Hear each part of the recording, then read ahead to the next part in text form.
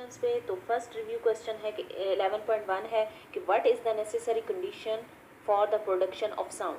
ठीक है, कि साउंड को प्रोड्यूस होने के लिए कौन सी कंडीशन जो है ज़रूरी होती है। ठीक है, कि सबसे मेन जो सोर्स होता है साउंड के प्रोडक्शन का वो क्या होता है। तो ये आपने बार बार पूरे चैप्टर में पढ़ा है कि मेन सोर्स क्या होता है, कि वाइब्रेशन ऑफ द बॉडी। ठीक है, कि अपनी मीन पोजीशन के अराउंड बॉडी जो है या ऑब्जेक्ट जो है वो वाइब्रेट करे तो तब जो है साउंड प्रोड्यूस होती है। तो साउंड को प्रोपगेट करने के लिए किसी मीडियम की ज़रूरत होती है और मेन जो कंडीशन होती है प्रोडक्शन ऑफ साउंड की वो वाइब्रेशन ऑफ द बॉडी होती है। ठीक है, ये आपका आंसर है। ठीक है, और इसके बाद आ जाता है 11.2 क्वेश्चन। इसके आंसर मैंने पेज पे यहाँ भी दिए हुए हैं और साथ में जो है मैंने पेज मेंशन कर दिए। बुक के answer is on page number 27। इस तरह सारे ब्रैकेट में आंसर के पेजेस मौजूद हैं। वो इसलिए कि आप यहाँ से देख के बुक पे मार्क कर लें, ताकि हर वक्त स्लाइड्स तो नहीं बंदा पढ़ सकता, तो आप बेशक बुक पे मार्क कर लें और वहाँ से याद कर लें। ठीक है, तो फिर इसके बाद 11.2 का आंसर आ जाएगा।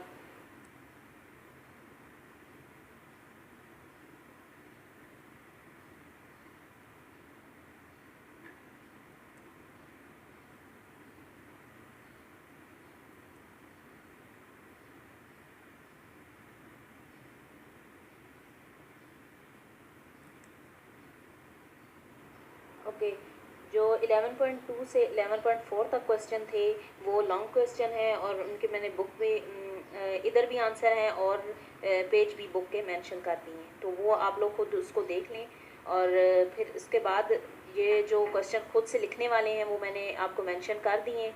ठीक है, और उनको मैं एक्सप्लेन भी कर देती हूँ। तो 11.1 क्वेश्चन मैंने एक्सप्लेन किया। तो अब 11.5 क्वेश्चन है कि sound is a form of wave, list at least 3 reasons to support the idea that sound is a wave. ठीक है, कि साउंड वेव की एक किस्म है और 3 रीजंस दें जिससे हमें पता चले कि साउंड इज़ अ वेव। ठीक है, तो फर्स्ट आ जाता है कि sound is a form of energy which obeys laws of reflection.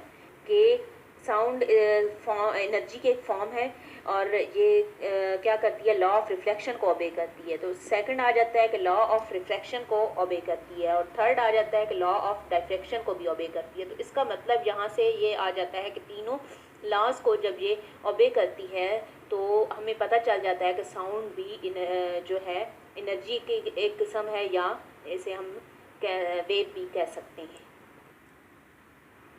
Okay, 11.6 question आ जाता है फिर कि we know that waves manifest phenomena of reflection, refraction and diffraction. Does sound also manifest these characteristics. ये थोड़ा बहुत 11.5 से रिलेटेड है, बल्कि 11.5 का जो आंसर है तकरीबन ये वही 11.6 का आंसर है। तो इसका क्वेश्चन का ये है कि वेव्स जो होती हैं वो इन 3 फिनोमेनास को मैनिफेस्ट करती हैं। तो क्या साउंड भी इन तीनों फिनोमेनास को या करेक्टरिस्टिक को मैनिफेस्ट करेगी। तो वही चीज़ आ जाती है कि sound is a form of energy and it propagate in the form of waves. ठीक है, साउंड एनर्जी की एक फॉर्म है और ये वेव्स की फॉर्म में ही प्रोपगेट होती है, वेव्स की तरह। तो व्हेन अनदर मीडियम और obstacle is placed in the path of sound wave, कि एक दूसरा मीडियम अगर हम इसके पाथ में रख दें, इसके आगे जो है साउंड के आगे कोई भी मीडियम रख दें तो वो सारे फिनोमेनास उसी तरह ओबे करेगा, रिफ्लेक्शन का भी, रिफ्रैक्शन का भी और डायफ्रैक्शन का भी। ठीक है, तो ये तीनों फिनोमेनास उसमें अकर होंगे। तो sound also manifest all these characteristics. तो इसका मतलब ये है कि साउंड तमाम करेक्टरिस्टिक्स को मैनिफेस्ट करती है। ठीक है, फिर आ जाता है 11.7 क्वेश्चन कि what is the difference between the loudness and intensity of sound. ठीक है, कि लाउडनेस और इंटेंसिटी के दरमियान क्या डिफरेंस है।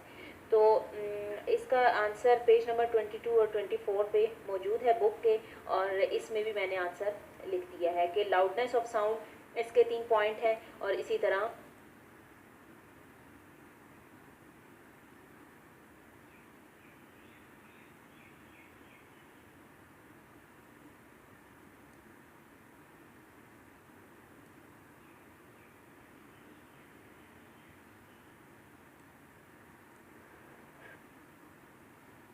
ओके